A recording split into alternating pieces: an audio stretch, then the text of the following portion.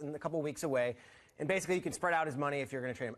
I think they're going to wait till then, and they will release him. It'll be a clean cut. It'll be gone. It'll be on good terms, and they'll say, hey, we'll let you go. We'll let you pick your spot, and then in exchange for that, don't sign with an NFC team. Don't go to a rival. Don't go to someone that we're going to see in the playoffs so that you get – let's end it on nice terms. You go to the Chiefs, the Texans, the Dolphins, whoever. Just get out of our conference and you go do your thing. We'll do our thing. And that's the dream for the Cowboys, because even if they were to trade him, the compensation they would get. Yeah, that's my question. You're not getting Let's say you're wrong and they're not just going to Of course I can be wrong. But let's say that's not the way that it works out here and they do trade him. What do they need to get back to? His like, salary is so high right now, and the dead money and all this stuff. But we've heard he's willing to massage his contract. Cutler went in the prime of his career for a fifth-round pick. So what are you getting for Romo? I don't think. I mean, Garoppolo's a different deal. He's got no salary right now. Very young. It's on there. Romo, you're getting an appreciated stock that is at its highest, and what are you getting? Maybe you're getting a Super Bowl. You know, maybe you I guess it's worth it then, but yeah, I think it's much more. What's the word? Digestible for another team to just be able to negotiate with Tony's agent directly, figure it out, than having to trade for something first and then sign him to a new contract. It just seems like a lot of hoops to go through. When in truth, it's best for the Cowboys and probably best for Tony.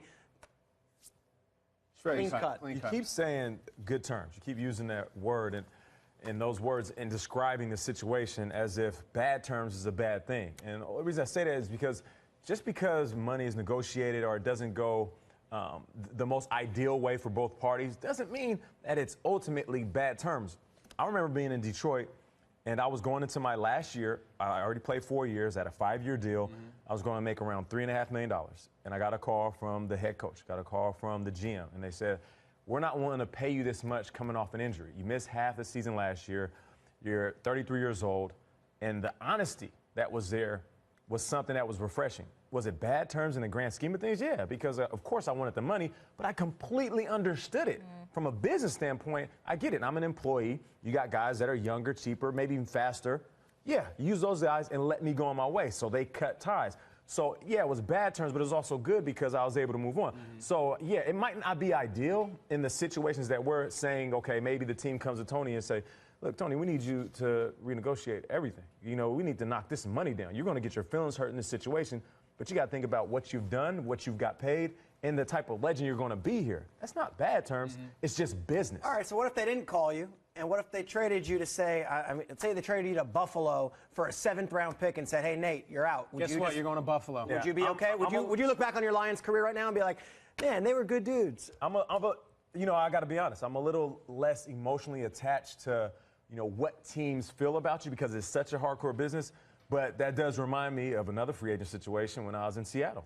And I was negotiating with Detroit, and then we were going back and forth. And I remember my agent saying, we know that Detroit wants you. Scott Linehan came out here. They've expressed the fact that they want you to be a big part of their offense and development of this offense and helping out Calvin Johnson, and they're going to pay you. And I was like, what about Seattle? He said, Seattle's not returning our calls. And that was the one time in my career where I got in my feelings. And I said, damn.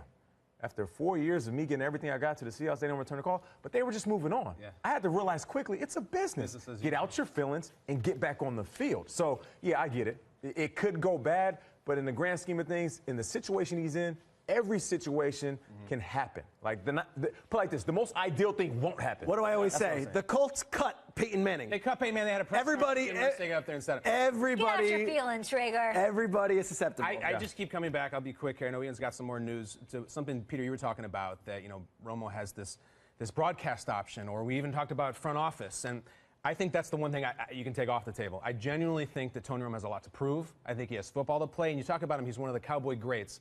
Staubach has 2 Super Bowls. Aikman has 3 Super Bowls. Tony Romo's memorable moment in the playoffs is Dez caught it in a pass that was ruled incomplete. I think he has a lot to prove, whether it's in Dallas or somewhere else. I do not think he's hanging. Or even the fumble snap.